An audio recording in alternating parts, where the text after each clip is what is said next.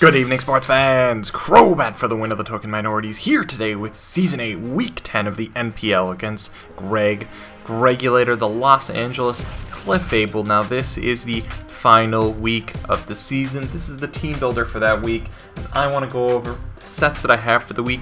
Now, I want to restate what I said last week, and that is that I am going through final exam season, and it is very tough to spend hours editing content here.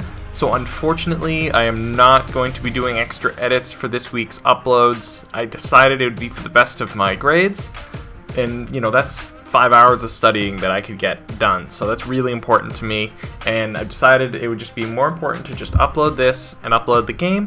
And of course, though, we'll still have you know, the music and everything, and I'll give you good narrations as usual. But yeah, the extra stuff will not make it this week. But as I promised last week, I will have a special announcement coming pretty soon, within the next maybe 2 weeks, let's say. I don't have a date yet, but a special announcement that will, I think, more than make up for the fact that I've been unable to do sports clips for the last couple weeks. And let's just say, I am looking forward to it big time.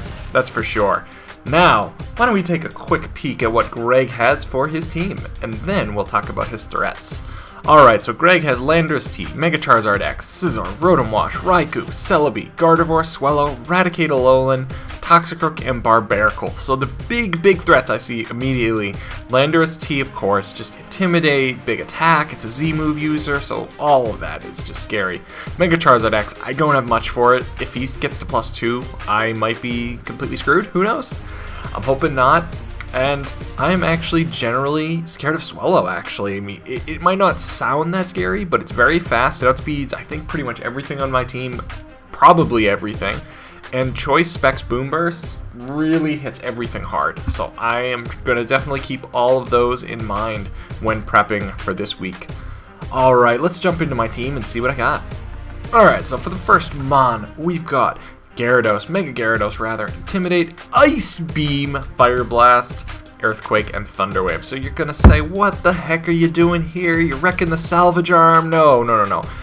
That's a Zelda reference, by the way. Ice Beam is for Landorus T on a switch maybe, or even, imagine catching that off guard. If it just has a little bit of chip damage, that's a KO. I got Fire Blast for Scizor, which I know that Mega Gyarados is Dark type, but ideally, hopefully, it'll outspeed the Scizor and KO it with a Fire Blast. That would just be so hype. Earthquake is to get a 2 KO on Mega Charizard X at any time, and Thunder Wave is if I want to get a paralysis on the Charizard X. So that's kind of what I got going there for that. I think it's going to be a cool set. I hope that it works for me, but it's basically the only wall I have that can deal with Mega Charizard X relatively well, and I need to keep Intimidate up as long as possible if I can. Next up, we've got Cobalion with Assault Vest. So it's Close Combat, X-Scissor, Iron Head, and Volt Switch. So this is my check for Swellow. You gotta keep in mind, it's my only like Steel Rock type, something that resists Boom Burst, and with Assault Vest, it can actually take it pretty well. I think I can take like 3, maybe 4 Boom Bursts, and it's got big attacks that can KO it. Now I do have to watch out for Heat Wave, but even Heat Wave is not going to do nearly as much to Cobalion when it has an Assault Vest and a decent amount of bulk too. So that's pretty much it. The Volt Switch is just for the momentum, and the rest are just basically coverage moves, nothing crazy. So why don't we move to the next mon? And this is a pretty crazy one. Alright, we've got Lantern with Volt Switch, Aqua Tail, Ice Beam, and Heal Bell.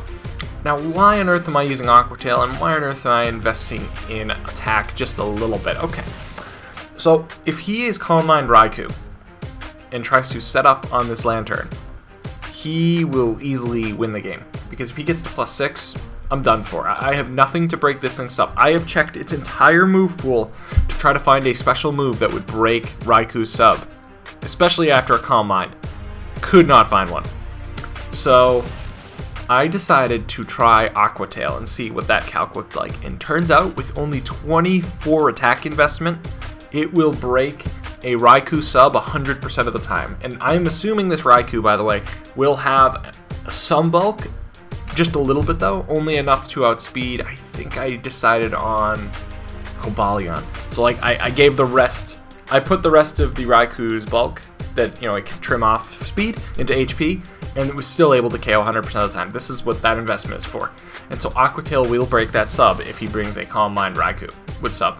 I would expect HP Grass and Thunderbolt or something like that, but that would be just so cool if I managed to break that sub and get that surprise off. But otherwise, Aquatail really doesn't do much more or less than Scald, so it's really not a big deal either way. I mean, yes, we miss out on the burn chance, but Ice Beam hits Landorus and most of the rest of his team, and Volt Switch also is just good momentum.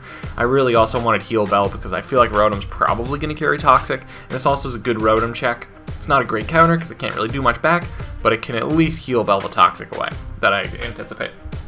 Alrighty, next up we've got Landorus Incarnate with a Choice Scarf, Sheer Force, Earth Power, U-Turn, Sludge Wave, and Hidden Power Ice. Now this is in case Charizard X gets to +1/+1, and I need to outspeed it fast. So this is max speed, max special attack. It's just going to do big damage to everything. Earth Power I can do.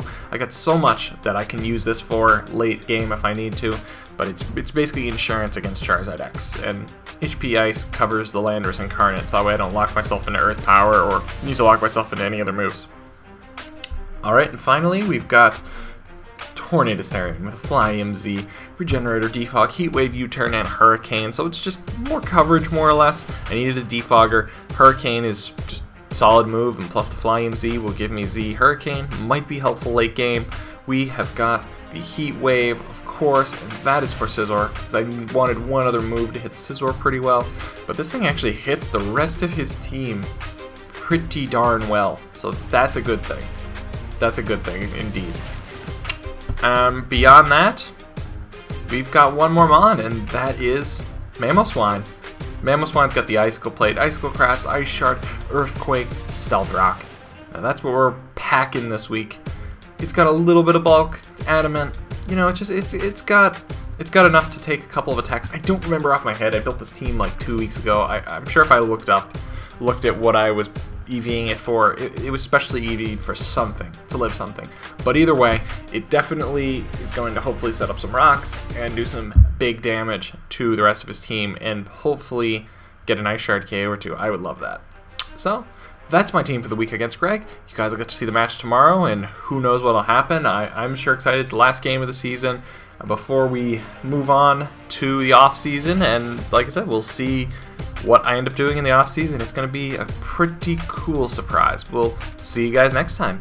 Peace.